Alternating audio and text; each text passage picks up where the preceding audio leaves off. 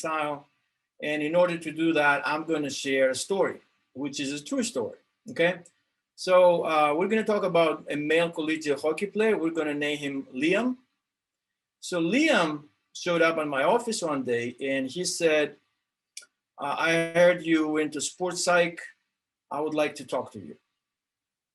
So I didn't know Liam before. So I said, okay, yeah, I can help you. I just don't have time right now. Would you be able to visit with me tomorrow?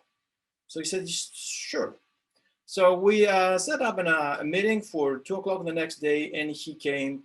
And during the first session, I asked him a couple of questions, but I let him talk a lot. So Liam was recruited as a very good hockey player. However, he had some issues, and he was trying to tell me that he was pretty good in practices, but not so good in the games. And that started becoming a problem, and then it became even a bigger problem, up to the point that he wouldn't start anymore. A key now feature in this story is his father.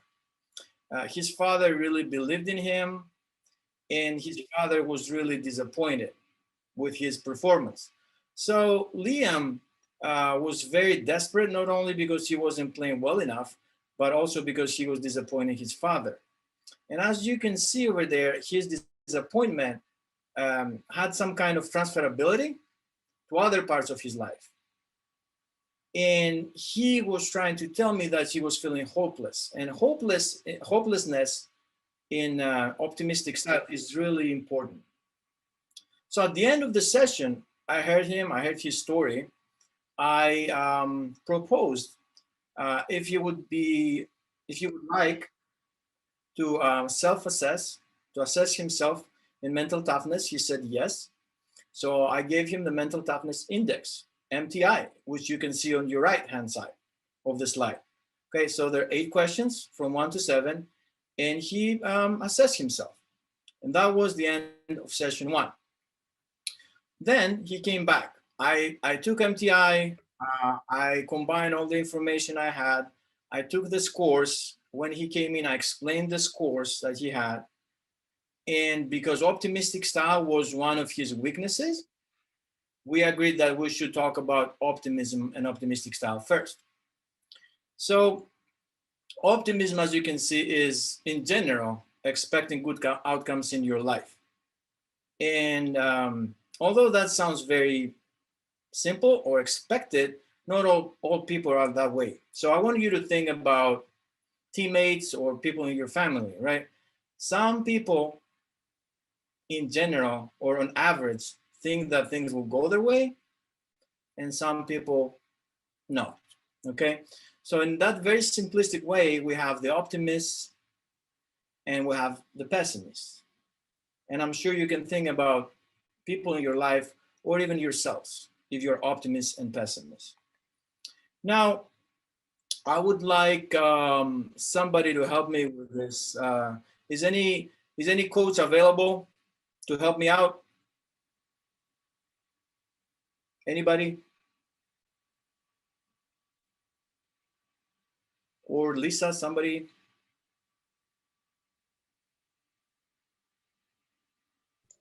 I'll go ahead. I'll help. Is that Julia? Yeah. Thanks, Julia. So I'll do A, which is Andreas, and you play Liam. Is that okay? Sure. All right. So this is a dialogue we had. It's only like 2 slides, and it's very, very close to the actual dialogue. So Liam, let's say you missed a shot in the beginning of your next game. You can start thinking that you suck, you shouldn't be there, you're not a good player, you don't deserve to play at all, or you can just, move to the next play and do your best. What would you pick? Well, I know what's right in a way to just forget about it and move on, but I just can't challenge those automatic negative thoughts. I feel so incapable of changing the circumstances. I've experienced these feelings of helplessness too many times, Okay, and one comment before we move on. Thank you, Julia. is that he mentioned two things that were really important to me. He said automatic negative thoughts. Negative thoughts is a big issue with pessimists, and they just show up, okay? And also that helplessness again. Okay, he mentioned helplessness again.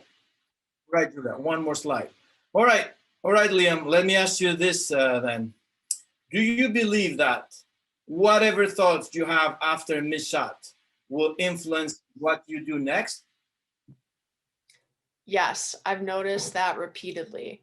I just can't stop that negative fulfilling prophecy kind of process, I guess. Thanks, Julia, that was it. So here, what is really important is that pessimists on average have that negative fulfilling prophecy. So when they start doing something, they think they will fail. So in a weird and twisted way, they want to fail. So at the end, they can say, I knew it. I knew it. I wasn't going to make it. I'm not good enough. Okay. So I had to try and educate Liam on optimism and pessimism, which is something that is very similar to what we're doing today. So why do we think that optimists are better? Okay, in general or on average, they achieve more, they have better health status, and they enjoy their lives more.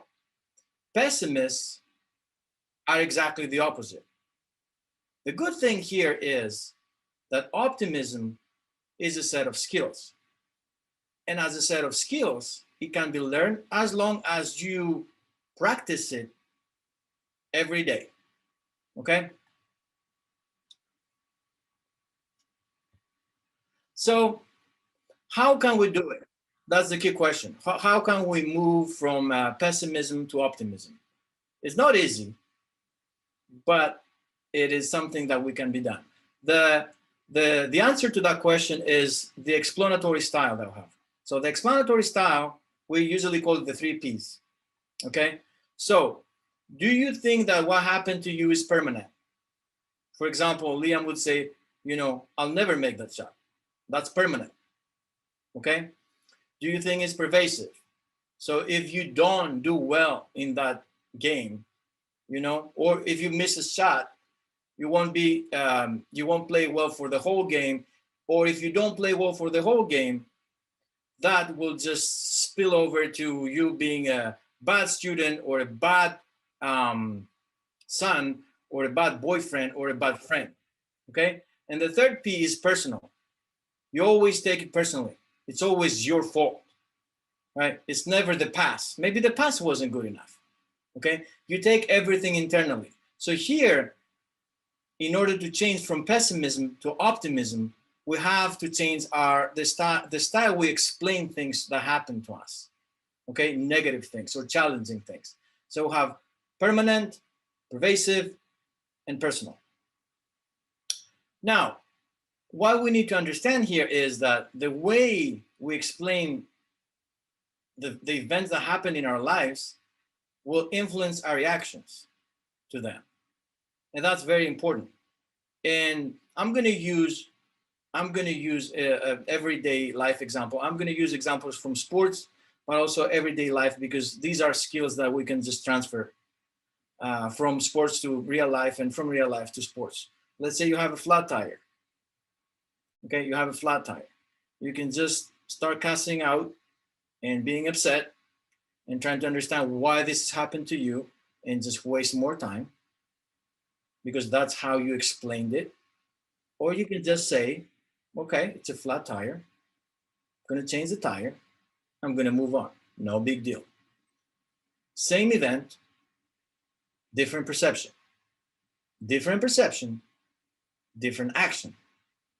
So, and that action affects your life. And we're going to see that in a little bit. Okay? So, what we say here is use disputation. When you have those negative thoughts, challenge them again and again and again. Because most of the time, those negative beliefs are just distortions. They're just in our heads. They don't exist. Okay?